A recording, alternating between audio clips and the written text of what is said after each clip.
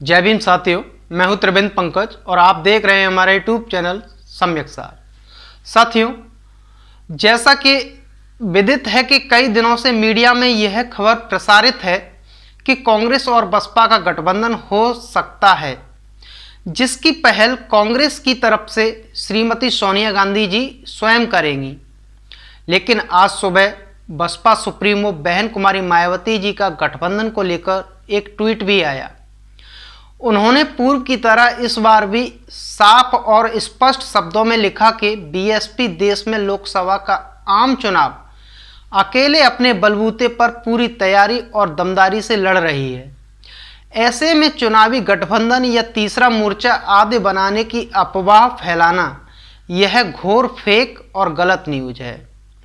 Media ऐसी शरारतपूर्ण खबरें देकर अपनी विश्वसनीयता न खोए, लोग भी सावधान रहें। साथ ही यह भी लिखा कि खासकर यूपी में बीएसपी की काफ़ी मजबूती के साथ अकेले चुनाव लड़ने के कारण विरोधी लोग काफ़ी बेचैन हैं, इसीलिए ये आए दिन किस्म किस्म की अफवाहें फैलाकर लोगों को गुमराह करने का प्रयास कर रहे हैं। किंतु बहुजन समाज के हित में बीएसपी का अकेले चुनाव लड़ने का फैसला अटल है।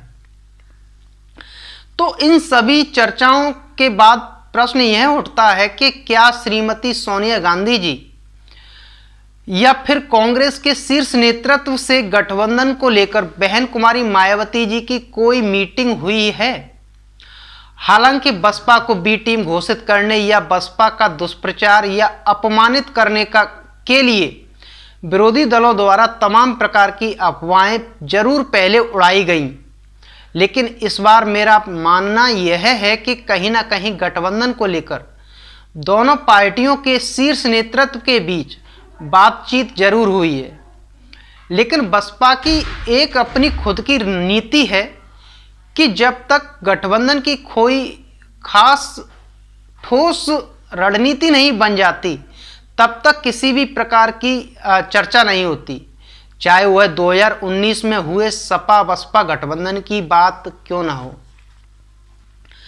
काफी दिनों से बसपा समर्थक भी चाह रहे हैं कि बहन जी गठबंधन में शामिल हों।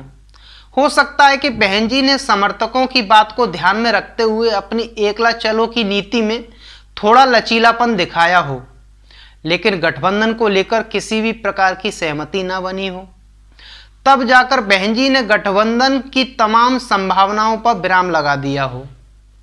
अब ऐसे में दलित समाज के लिए और बसपा समर्थकों के लिए यह जानना जरूरी हो जाता है कि आखिर वह कौन कौन से कारण हैं जिन पर दोनों ही दलों में गठबंधन को लेकर आम सहमति नहीं बन पा रही है। तो इसका पहला कारण यह है कि कांग्रेस अपनी जातिवादी मानसिकता के चलते बहन जी को प्रधानमंत्री पद का दलित चेहरा लाकर अपने अपर कास्ट वोटरों को नाराज नहीं करना चाहेगी। दूसरा कारण यह है कि कांग्रेस बसपा से गठबंधन केवल यूपी तक ही सीमित रखना चाहती है। वह नहीं चाहती कि बसपा, जो कि एक राष्ट्रीय पार्टी है, उससे अन्य राज्यों में गठबंधन हो। ऐसे में बसपा को एक क्षेत्र विशेष तक सीमित रखने की प्रक्रिया मात्र यह कांग्रेस की एक कोशिश है। तीसरा कारण यह है कि इस इंडी अलायंस में जातिवादी और सामंतवादी सोच की सपा राजद जैसी पार्टियां शामिल हैं। इन्होंने कभी नहीं चाहा कि बसपा इस गठबंधन में शामिल हो। ये शुरू से ही बसपा का विरोध करते रहे हैं, तमाम प्रकार के आरोप लगाते रहे हैं। हालांकि कांग्रेस बसपा की ताकत को समझ रही है, तभी वह बसपा से गठबंधन करने का लगातार प्रयास कर रही है। लेकिन सपा और राजद जैसे दलों के मुखियाओं के दबाव के कारण बसपा को गठबंधन में एंट्री नहीं दिला पा रही है। चौथा कारण यह है कि इंडी अलायंस में शामिल दल दलितों का वोट तो लेना चाहते हैं, लेकिन दलितों की एकमात्र राष्ट्रीय पार्टी बसपा को उचित भागीदारी नहीं देना चाहते हैं। कहने का अर्थ यह है कि 21% दलित वोट का समझौता चंद सीटों से करना चाहते हैं, जो कि बहन कुमारी मायावती जी को किसी भी हालत में मंजूर नहीं है। अब जब बसपा गठबंधन में शामिल नहीं हो रही है, तब एक कांग्रेसी पत्रकार डॉक्टर रतन लाल, जो इस बात पर जोर देते आए हैं कि दलितों को अपनी पार्टी नहीं बनानी चाहिए, बल्कि अपना वोट और सपोर्ट कांग्रेस को करना चाहिए, वह भी बसपा पर आक्रामक हैं, बसपा का उपहास उड़ा रहे हैं। ऐसे में जब जातिवादी और सामंतवादी मानसिकता से ग्रसित सभी दल, जो अपने जोशीले भाषणों में दलितों की बात तो करते हैं, लेकिन दलित नेतृत्व को उचित भागीदारी न देकर, सम्मानजनक सीटें न देकर केवल दलितों का वोट लेना चाहते हैं, उन सभी दलों वाले इंडी अलायंस को दलित अपना आत्मसम्मान और स्वाभिमान गिरवी रखकर कभी भी वोट नहीं करेगा, बल्कि दलित भावनात्मक रूप से अपने नेतृत्व पर, बहन कुमारी मायावती जी पर पूर्ण विश्वास करते हुए दोगुने सामर्थ्य के साथ खड़ा हो जाएगा।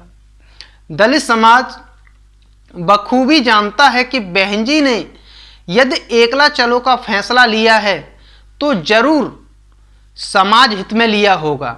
दलित समाज जानता है कि हार जीत राजनीति का हिस्सा है। बहन जी कभी भी चंद्रशेखर रावण की तरह अपने समाज के आत्मसम्मान और स्वाभिमान से समझौता नहीं करेंगी। दलित समाज बखूबी जानता है कि इस इंडी अलायंस के घटक दलों में से खास तौर पर सपा और राजद नेताओं ने किस प्रकार बहन जी और बसपा का तिरस्कार करने और अपमानित करने का काम किया है। अब ऐसे में जब बात दलितों के आत्मसम्मान और स्वाभिमान पर आ गई है, तो दलित समाज दोगुने सामर्थ्य के साथ बसपा के साथ खड़ा है, क्योंकि बसपा बहुजन महापुरुषों के द्वारा चलाए गए सामाजिक और राजनीतिक आंदोलनों का प्रतिफल है। दलित समाज कभी नहीं चाहेगा कि बसपा कमजोर हो। साथियों, इस वीडियो को ज़्यादा से ज़्यादा शेयर करें, जिससे हर दलित समाज के व्यक्ति तक यह वीडियो पहुंचे। और आज मैं इस चैनल को सब्सक्राइब करने की अपील नहीं करूंगा, बस इस वीडियो को ज़्यादा से ज़्यादा समाज हित में शेयर जरूर करें। जय भीम।